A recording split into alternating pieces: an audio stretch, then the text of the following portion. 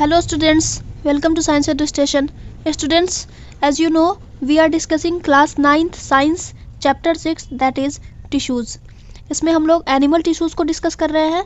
Previous lecture में हम लोगों ने दो टाइप के एनिमल टिश्यूज़ को डिस्कस कर लिया है, that is epithelial tissues and connective tissues, right. आज हम लोग थर्ड टाइप ऑफ टिश्यूज़ को डिस्कस करने वाले हैं. स्टूडेंट्स, आई होप आप लोगों ने ये दोनों टिश्यूज़ के लेक्चर्स आप लोगों ने देख लिए होंगे. अगर नहीं देखा है तो इसके डिस्क्रिप्शन में उसका लिंक मिल जाएगी, आप वहाँ से गो थ्रू कर सकते हैं. ओके, और इस सेशन के एंड तक बने रहिएगा बिकॉज लास्ट में मैंने कुछ क्वेश्चंस भी लाए हैं प्रैक्टिस के लिए आप लोगों के. ये तीनों टिश्यूज़ से हम लोग कुछ क्वेश्चंस भी करेंगे, ओके, जिसका आंसर आप लोग हमें कमेंट सेक्शन में बताएंगे. ओके, तो चलिए स्टार्ट करते हैं आज का third animal tissues that is muscular tissues. ये छोटा सा टॉपिक है ना, इसलिए मैंने कुछ क्वेश्चंस भी लास्ट में रखे हैं जिसका आंसर आप लोग करेंगे कमेंट सेक्शन में, राइट. सो प्रीवियस लेक्चर में जो हम लोगों ने कनेक्टिव टिश्यूज़ को देखा था तो उसमें हम लोग बहुत टाइप के कनेक्टिव टिश्यूज़ देखे थे, है ना. ब्लड, बोन्स, कार्टिलेज वगैरह ये सब, जिसमें कुछ फ्लूइड कनेक्टिव टिश्यूज़ भी थे, जो कुछ सॉलिड मैट्रिक्स में भी पाए जाने वाले कनेक्टिव टिश्यूज़ को भी हम लोगों ने देखा था, है ना. तो अब तक जो हम लोगों ने दो टिश्यूज़ को देखा है, एक तो कि हमारी प्रोटेक्टिव लेयर्स का फॉर्मेशन करती है, और फिर हम लोगों ने देखा कि हमारे ऑर्गन्स को प्रोटेक्शन प्रोवाइड करने वाली भी टिश्यूज़ होती हैं, न्यूट्रिशन प्रोवाइड करने वाली भी टिश्यूज़ होती हैं. तो ये सारी चीज़ें हम लोगों ने देख लिया है. आज हम लोग देखने वाले हैं मसल्स, मस्कुलर टिश्यूज़. तो चलिए स्टार्ट करते हैं. First of all, muscular tissues क्या है? तो एक ऐसे ग्रुप ऑफ सेल्स जिसमें एक स्पेशल टाइप की एबिलिटी होती है रिलैक्सेशन और कॉन्ट्रैक्शन की. अभी तक तो हम लोगों ने जो भी टिश्यूज़ देखे, एक तो देखा कि हम लोग उसमें सेल्स के अरेंजमेंट के बेसिस पे वो टिश्यूज़ होती है, इंटरसेलुलर स्पेस बिल्कुल भी नहीं पाया जाता है, दैट इज़ एपिथेलियल टिश्यूज़.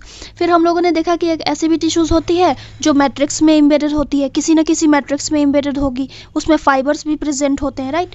अब हम लोग देख रहे हैं थर्ड टाइप ऑफ टिश्यूज़ कि इसमें एक अलग ही एबिलिटी होती है रिलैक्सेशन और कॉन्ट्रैक्शन की, that is called muscular tissues.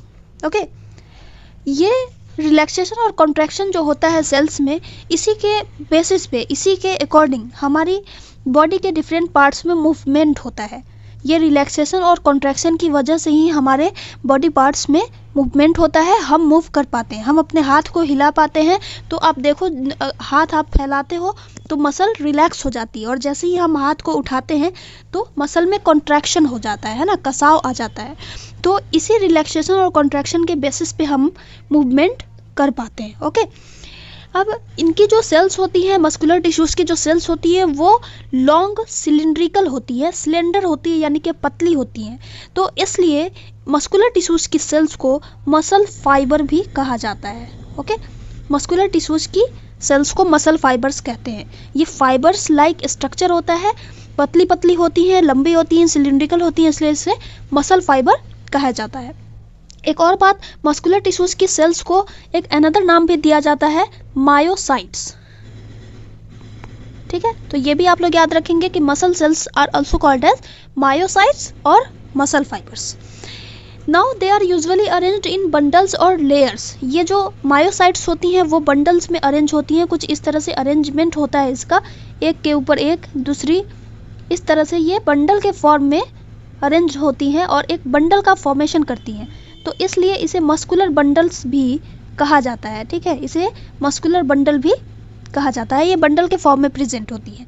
ठीक है, और ये जो बंडल होता है वो कनेक्टिव टिश्यूज से घिरा हुआ होता है न्यूट्रिशन गेन करने के लिए. Okay, these are usually arranged in bundles और layers that are surrounded by connective tissues. तो बेसिकली क्या होता है कि ये जो मसल फाइबर्स हैं वो बहुत सारे मसल फाइबर्स एक जगह इकट्ठा होकर के एक बंडल बनाते हैं, और वो बंडल मिल करके मसल्स का फॉर्मेशन करती हैं. ठीक है, अब इस मसल्स में कॉन्ट्रैक्शन और रिलैक्सेशन कैसे होता है? तो इसमें एक स्पेशल टाइप की प्रोटीन पाई जाती है जिसे कहा जाता है कॉन्ट्रैक्टाइल प्रोटीन्स. ठीक है, ये कॉन्ट्रैक्टाइल, जैसा कि नाम से ही पता चल रहा है, कॉन्ट्रैक्शन कराने वाली प्रोटीन, कॉन्ट्रैक्टाइल प्रोटीन्स. इसी की वजह से मसल्स में कॉन्ट्रैक्शन और रिलैक्सेशन होता है। एज अ रिजल्ट हमारी बॉडी में मूवमेंट हो पाता है, जो कि मूवमेंट कॉज करती हैं। तो ये जो कॉन्ट्रैक्टाइल प्रोटीन्स होती हैं, इसका नाम होता है, ये दो टाइप की कॉन्ट्रैक्टाइल प्रोटीन्स होती हैं, एक होता है एक्टिन और एक होता है मायोसिन। ओके, ये दो टाइप की कॉन्ट्रैक्टाइल प्रोटीन होती हैं जो कि मसल सेल्स में पाई जाती हैं। ओके, अब ये मस्कुलर टिश्यूज जो होती हैं वो 3 टाइप्स की होती हैं, skeletal muscles, smooth muscles and cardiac muscles. तो चलिए एक एक करके हम लोग देखते हैं स्केलेटल मसल क्या होता है।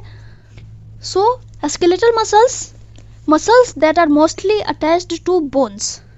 नाम से पता चल रहा है स्केलेटन, जो कि स्केलेटन से अटैच्ड होती है। स्केलेटन कहा जाता है बोन्स को, ये स्केलेटन से अटैच्ड होती है, इसलिए इसे कहा जाता है skeletal muscles.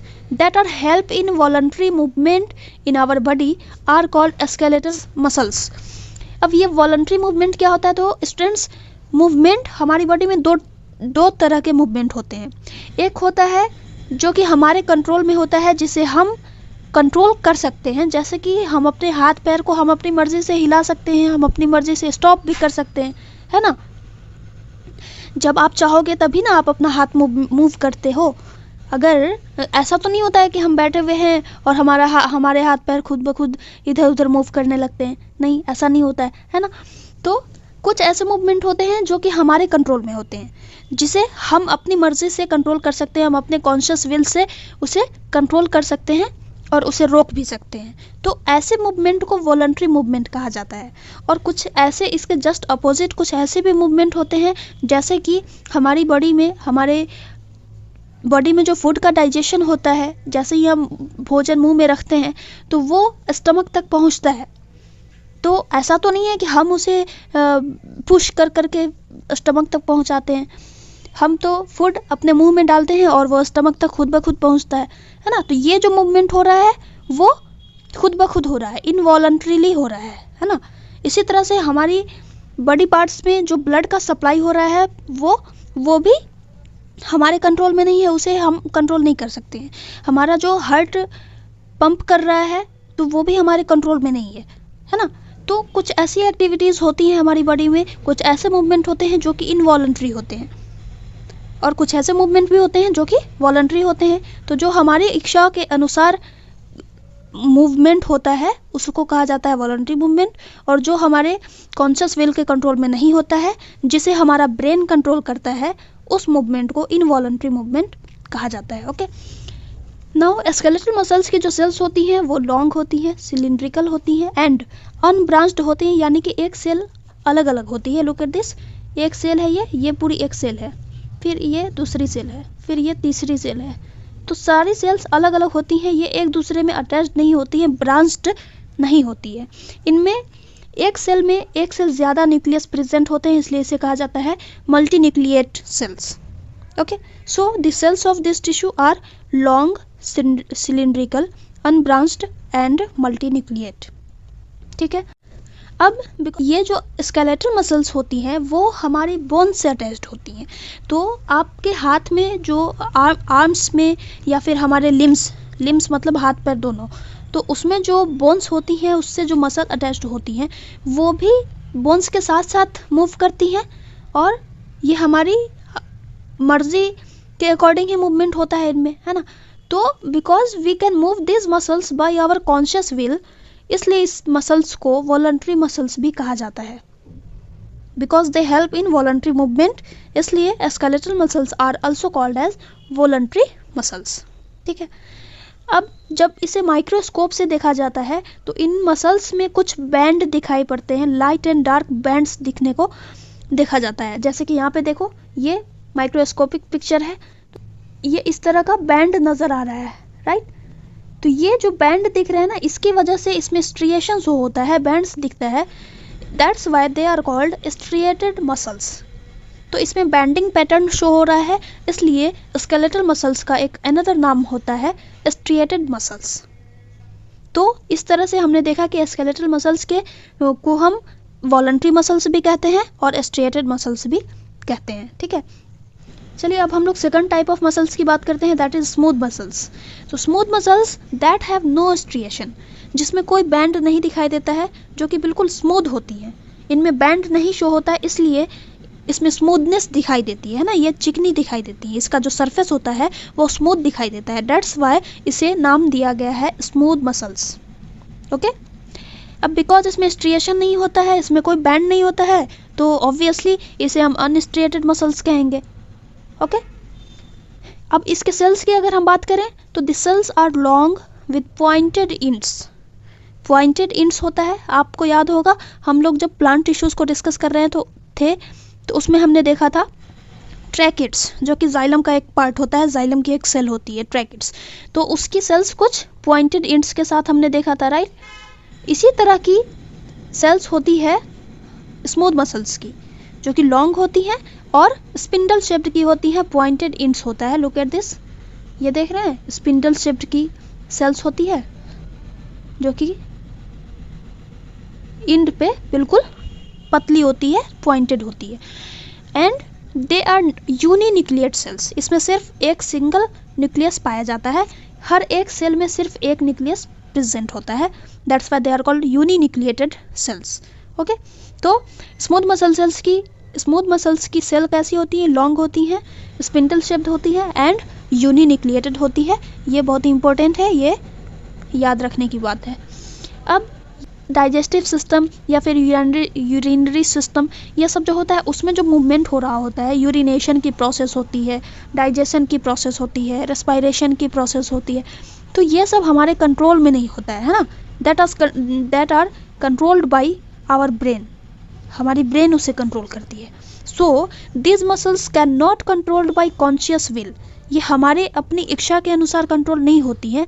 That's why they are called involuntary muscles, इसलिए इस मसल्स को इनवॉलंटरी मसल्स भी कहा जाता है। ठीक है, तो smooth muscles are involuntary muscles and they are unstriated muscles. Okay, इसमें बैंडिंग पैटर्न नहीं पाया जाता है, ये स्मूथ होती है, that's why they are called unstriated muscles. Okay, अब ये कहाँ कहाँ पे प्रेजेंट होती हैं, तो जितने भी हमारी बॉडी में हॉलो ऑर्गन्स हैं, जैसा कि मैंने बताया, जितने भी ट्रैक्ट हैं, respiratory tract, digestive tract, urinary tract, है ना, तो ये सब में हॉलो ऑर्गन्स पाया जाता है, तो उसमें ये स्मूथ मसल प्रेजेंट होता है। आपने देखा कि फूड पाइप होता है, तो फूड पाइप से खाना किस तरह से आगे बढ़ता है, उसमें एक मूवमेंट होता है, पेरिस्टाल्टिक मूवमेंट जिसे कहते हैं, कॉन्ट्रैक्शन होता है, रिलैक्सेशन होता है, और उसके थ्रू फूड हमारा आगे बढ़ता जाता है और स्टमक तक पहुंचता है। ठीक है, इसके अलावा ब्लड वेसल्स में भी इसी तरह की हरकत होती है, ब्लड वेसल्स में भी कॉन्ट्रैक्शन रिलैक्सेशन होता रहता है, जिसकी वजह से ब्लड का फ्लो बढ़ता रहता है और हमारी पूरी बॉडी में वो रन करता रहता है। इसी तरह से हमारी आई की जो आइरिस होती है, आप देखते होंगे कि जैसे ही बहुत चकाचौंध रोशनी हमारी आंखों पे पड़ती है तो हमारी आंखें बंद हो जाती हैं या हम चौंधिया जाते हैं, है ना। ऐसा क्यों होता है, आइरिस हमारी कॉन्ट्रैक्ट हो जाती है, ज़्यादा लाइट पड़ने पे आइरिस कॉन्ट्रैक्ट हो जाती है, और जैसे ही नॉर्मल लाइट पड़ती है तो फिर आइरिस वो धीरे धीरे रिलैक्स होती है, ओपन होती है। तो ये जो कॉन्ट्रैक्शन रिलैक्सेशन हो रहा है आइरिस में, वो स्मूथ मसल्स की वजह से होता है। ठीक है, इसी तरह से यूरिनेशन की प्रोसेस में भी यूरेटर्स में कॉन्ट्रैक्शन रिलैक्सेशन होता है, तभी हम ज़रूरत पड़ने पे ही यूरिनेशन करते हैं, ऐसा तो नहीं होता है कि किसी भी वक्त हो सकता है ना। उसी तरह से ब्रोंकाई, जो हम रेस्पिरेशन करते हैं तो उसमें भी कॉन्ट्रैक्शन रिलैक्सेशन होता है ब्रोंकाई में। जब CO2 रिलीज होता है तो कॉन्ट्रैक्शन हो जाता है, जब ऑक्सीजन हम लेते हैं तो उसमें एक्सपेंशन हो जाता है। तो ये जो कॉन्ट्रैक्शन रिलैक्सेशन हो रहा है वो स्मूथ मसल्स के कारण ही होता है। ओके, तो ये था स्मूथ मसल्स। अब थर्ड टाइप की मसल्स होती हैं कार्डियक मसल्स। जैसा कि मैंने बताया था कि कार्डियक वर्ड यूज होता है हार्ट के लिए, कार्डियक मसल यूज होता है, तो नाम से ही पता चल रहा है कि ऐसी मसल्स जो कि सिर्फ और सिर्फ हार्ट में प्रेजेंट होती हैं उन्हें कहा जाता है कार्डियक मसल्स। और इसमें रिदमिक कॉन्ट्रैक्शन एंड रिलैक्सेशन देखने को मिलता है, rhythmic. Okay, they are called cardiac muscles. तो ऐसी मसल्स, और ये जो मसल्स होती हैं ये भी स्ट्रिएटेड होती हैं, यानी कि इसे भी अगर हम माइक्रोस्कोप से देखते हैं तो इनमें भी बैंडिंग पैटर्न शो होता है। लुक हियर, ये बिल्कुल स्केलेटल मसल से मिलती जुलती दिख रही है ना, इसमें भी बैंडिंग पैटर्न्स दिखाई दे रहे हैं, राइट। तो इस वजह से they are also called striated muscles. Okay, और ये भी न्यूरॉन्स के द्वारा ही कंट्रोल की जाती है, इसे भी हम कंट्रोल नहीं कर पाते हैं ना। यानी कि हार्ट बीट को हम कंट्रोल कर सकते हैं क्या? हम अपनी मर्जी से हार्ट को रोक सकते हैं? हार्ट बीट नहीं रोक सकते हैं ना। तो ये हमारी ब्रेन कंट्रोल करती है, हमारे ब्रेन में जो सेल्स पाई जाती हैं, nerve cells, that is neuron, वो कंट्रोल करती हैं। That's why they are also called involuntary muscles, because they are controlled by neurons. तो ये वर्क करती हैं इनवॉलंटरीली, हमारी इच्छाओं के अनुसार नहीं काम करती हैं, तो इसलिए इसे कहा जाता है इनवॉलंटरी मसल। ठीक है, इसके सेल्स की अगर हम बात करें तो cells are cylindrical, branched and uninucleate. इसमें भी सिंगल न्यूक्लियस पाया जाता है, ये भी सिलिंड्रिकल होती हैं, बट दे आर ब्रांच्ड, ये एक दूसरे से कनेक्टेड होती है। देखो ये एक सेल है, ये दूसरी सेल से यहाँ पे कनेक्टेड है। इसी तरह से ये वाली सेल इससे कनेक्टेड है यहाँ से, है ना। फिर ये एक सेल है और ये कनेक्टेड है दूसरी सेल से। इसी तरह से ये वाली सेल इससे कनेक्टेड है। तो सभी सेल्स एक ब्रांच्ड का फॉर्मेशन करती हैं, जैसे कि इस तरह से कनेक्टेड होता है ना। ये सेल है, इस तरह से ये आपस में एक दूसरे से कनेक्टेड होती हैं। ओके, अब cardiac muscle are found only in the lining of the heart and in the walls of the blood vessels में भी कार्डियक मसल पाई जाती है। ठीक, तो इस तरह से हमने देखा कि 3 टाइप्स की मसल्स होती हैं जिसे मस्कुलर टिश्यूज कहते हैं। अब इनमें क्या क्या डिफरेंसेस है, चलिए एक बार गो थ्रू कर लेते हैं। स्केलेटल मसल्स जो होती हैं वो बोन से अटैच्ड होती हैं एंड ये हमारी लिम्स में पाई जाती हैं। लिम्स कहा जाता है हाथ पैर को, ठीक है, लिम्स हाथ पैर को कहा जाता है। हाथ को 4 लिम्ब कहते हैं और 4 मीन्स होता है आगे, तो 4 लिम्स, आगे के जो 2 हाथ होते हैं उसको कहा जाता है 4 लिम्स और पीछे के जो 2 पैर होते हैं उसे कहा जाता है हाइंड लिम्स। ठीक है, तो इन्हीं दोनों को कलेक्टिवली कहते हैं लिम्स, यानी कि हाथ और पैर दोनों।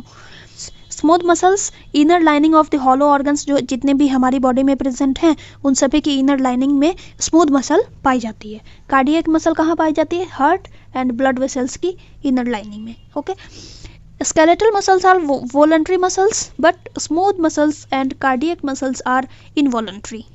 ये हमारी कंट्रोल में नहीं होती है, सिर्फ और सिर्फ स्केलेटल मसल को ही हम कंट्रोल कर सकते हैं। Skeletal muscles are striated, cardiac muscle भी स्ट्रिएटेड होती हैं, but smooth muscles are unstriated. Okay, cells की अगर हम बात करें कि सेल का शेप कैसा होता है, तो स्केलेटल मसल्स में सिलिंड्रिकल सेल्स होती हैं, स्मूथ मसल्स में स्पिंडल शेप्ड सेल्स होती हैं एंड कार्डियक मसल्स में भी सिलिंड्रिकल सेल्स होती हैं। स्केलेटल मसल्स में एक से ज़्यादा न्यूक्लियस प्रेजेंट होते हैं, that's why they are multi nucleated, है ना। स्मूथ मसल्स के सेल्स यूनिन्यूक्लिएट होती हैं और कार्डियक मसल्स की भी सेल यूनिन्यूक्लिएट होती है। स्केलेटल मसल्स में अनब्रांच्ड सेल्स पाई जाती है, स्मूथ मसल्स में भी अनब्रांच्ड पाई जाती हैं, कार्डियक मसल में ब्रांच्ड पाई जाती हैं। तो जिसमें खासियत है उसको आप लोग अच्छे से याद रखेंगे।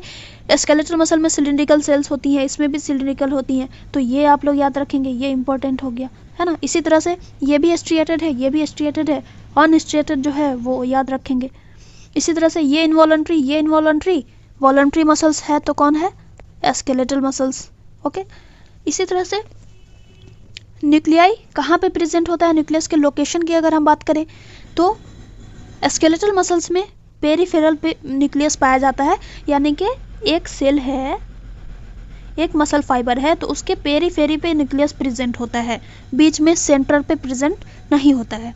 स्मूथ मसल्स में सेंट्रली लोकेटेड न्यूक्लियस होते हैं, कार्डियक मसल्स में भी सेंट्रली लोकेटेड होते हैं। तो इसमें खासियत ये हो गई कि पेरीफेरी पे जो न्यूक्लियस पाया जाता है उसको आप लोग याद रखेंगे, बिकॉज बेसिकली जनरली देखा जाता है कि सेंट्रली लोकेटेड न्यूक्लियस ही होते हैं, तो ये याद रखना है आप लोगों को, ठीक है। अब हम लोग देखते हैं, कुछ क्वेश्चंस लेकर के आई हूँ मैं आप लोगों के लिए। आई होप आप लोग पूरा कंप्लीटली वीडियो देखेंगे और कमेंट सेक्शन में हमारे क्वेश्चंस का आंसर करेंगे। तो चलिए देखते हैं कौन कौन सा क्वेश्चन है। Which of the following is the type of blood cells? यहाँ पे मैंने 4 ऑप्शन दिए हैं, तो इसमें से आपको बताना है इनमें से कौन सा एक ब्लड सेल का टाइप है। दूसरा है tissue that acts as a shock absorber, उस टिश्यू का नाम बताना है। Third, tissue that has important role in haematopoiesis की प्रोसेस किस टिश्यू में होती है। Tissue that forms the lining of our alimentary canal, tissue that forms our skin, epithelial tissue that is found in trachea में जो epithelial tissue पाई जाती है उसका नाम बताना है। Muscular tissue with branched uninucleated cells किस मसल्स में ब्रांच्ड यूनिन्यूक्लियेट सेल्स पाई जाती है। Tissue with a solid matrix of proteins and sugar, यहाँ पे मैंने ये इसलिए मेंशन किया है बिकॉज सॉलिड मैट्रिक्स 2 होते हैं, है ना, 2 टिश्यू में होता है। Tissue that acts as an insulator, and last question muscles having multi nucleated cells. तो इसका आप लोग कमेंट सेक्शन में 1 2 3 4 इस तरह से लिखेंगे और यहाँ पे आप लोग आंसर करके हमें सेंड करेंगे। ओके, तो चलिए, आई होप आप सभी को वीडियो समझ में आया होगा। इस तरह से हम लोगों ने 3 टिश्यूज, एनिमल टिश्यूज को डन कर लिया, epithelial, connective and muscular. Last lecture में हम लोग नर्वस टिश्यूज को देखेंगे और उसी के साथ हमारा ये चैप्टर खत्म होगा। फिर हम लोग चैप्टर 11 का 1 शॉट रिवीजन करने वाले हैं। Okay, so till then take care, bye bye.